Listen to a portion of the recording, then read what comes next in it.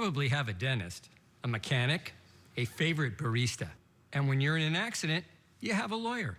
Larry H. Parker is the law firm that will fight for you, taking on the insurance companies to get the compensation you need to get back on your feet.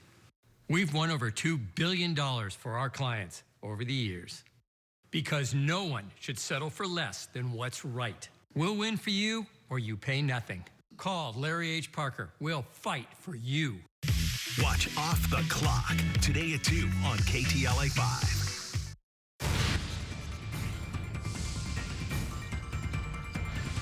Now at noon, breaking news, a suspect has been arrested after an LA County Sheriff's deputy was shot in the back at an intersection. Thanks for joining us for the KTLA 5 News at Noon. I'm Glenn Walker. And I'm Lou Parker. The deputy was on a motorcycle waiting at a light when he was shot. He is alive thanks to his bulletproof vest. A news conference is scheduled for 1 o'clock with details on the arrest. KTLA 5's Sarah Welch has the latest developments. Lou and Glenn, there are breaking developments in this case. We know in about an hour the Sheriff's Department will be holding a news conference at headquarters in downtown Los Angeles about the arrest of a suspect by another local agency. Meantime, the sheriff has been asking anyone with any information about this case to come forward. He was sitting on a marked black and white police motorcycle in full uniform, and he was shot in the back. Thank God the bullet did not penetrate his bulletproof vest. Sky 5 was over the 10 freeway as an ambulance rushed 43-year-old Samuel Espero to the hospital yesterday afternoon.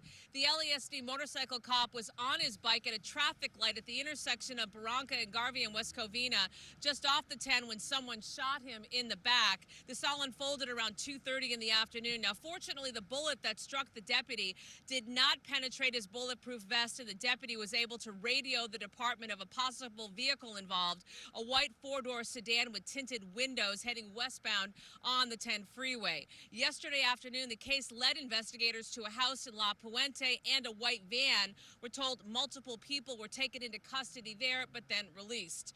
Now, this deputy has been on the job 20 years with LASD. He works out of the department's Century Station. He was in West Covina yesterday for department training. He's married. He has 2 young children. What we know is he is recovering from that gunshot wound and is in stable condition today. Now, detectives, they've been scouring local businesses here for any surveillance video in connection with this shooting. Again, a 1 o'clock news conference is planned. We'll have more from that. Back to you in Hollywood. All right, Sarah Welch, thank you. The U.S. Supreme Court is now considering a case that could have major impacts on how local governments are able to handle the homeless crisis. KTLA 5's Alina Bovian is live from Hollywood with details on the court's potential landmark decision. Hi, Lena.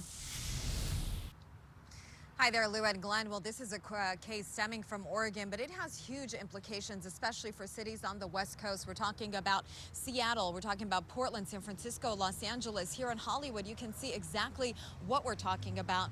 That encampment over there, people sleeping in public spaces on sidewalks. So what the Supreme Court is debating at this point is granting cities the authority to be tougher when it comes to homeless people camping in public spaces. For now, the justices seem to be in favor of allowing cities to have strict enforcement.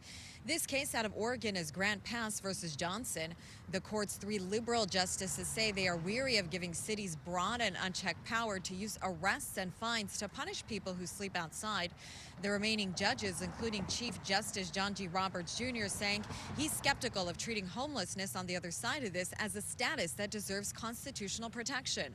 For now, Justices Brett M. Kavanaugh and also Amy Coney Barrett may hold the deciding votes. A Los Angeles-based attorney, Therion Evangelist, representing the Oregon City, urged the justices by arguing the problem of homelessness has been made worse in the West because of U.S. Ninth Circuit Court of Appeals, which makes it unconstitutional for cities to impose fines and other punishments on homeless people who sleep outdoors. Kids can't walk to school without having to dodge needles or waste. Citizens can't go to the park without confronting open drug use. To solve homelessness, we must work together to repair and transform these systems to build a world where everybody, regardless of their skin color or background, has the housing they need to thrive. Now, the Supreme Court took on this issue yesterday. They did not vote on it, and it's unclear when they will do so. I'm Lena Bourbon in Hollywood, KTLA 5 News. Alina, thank you. Day 2 of testimony has wrapped up in former President Donald Trump's hush money trial. Earlier, a special hearing was held to determine whether Trump violated a gag order. KTLA 5's Lauren Lister live in the newsroom with a recap from today's proceedings. Lauren? Glenn and Lou, new at this hour, we are hearing from former President Trump moments after court ended following day 2 of testimony in his criminal trial. And he is railing against a gag order that bars him from publicly discussing witnesses or jurors. We have a gag order, which to me is totally unconstitutional. I'm not allowed to talk, but people are allowed to talk about me. So they can talk about me, they can say whatever they want, they can lie, but I'm not allowed to say anything. Ahead of trial, the judge held a gag order hearing and is reserving a decision for now. The prosecution wanting Trump to face fines, pointing to online posts where he shared commentary about his former lawyer and fixer, Michael Cohen, who is expected to be a trial witness, arguing Trump knows he's not allowed to do it but does it anyway. Trump's defense arguing specific attacks from Cohen prompted the former president to respond. During trial, former National Enquirer tabloid publisher David Pecker taking the stand for a second day, talking about a number of issues, but an important one, establishing what happened at a 2015 meeting with Trump and his former fixer Michael Cohen. Testifying, Pecker offered to flag instances of women selling stories about Trump ahead of the election so they could be killed. Trump is charged with 34 felony counts of falsifying business records, centering on a $130,000 hush money payment made to adult film star Stormy Daniels to prevent her claims of a sexual encounter from becoming public before the 2016 election. The prosecution arguing, in addition to falsifying business records, it was election interference, which is important to their case.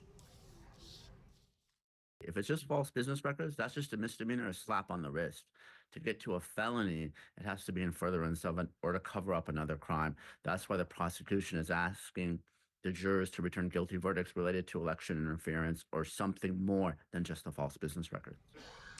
Trump, for his part, has denied an affair with Stormy Daniels. He has pleaded not guilty to all of these counts, these charges he faces. No court tomorrow, resumes on Thursday, but we'll have a lot more on what happened today coming up. That's the latest live in the newsroom. I'll send it back to you. You will rise.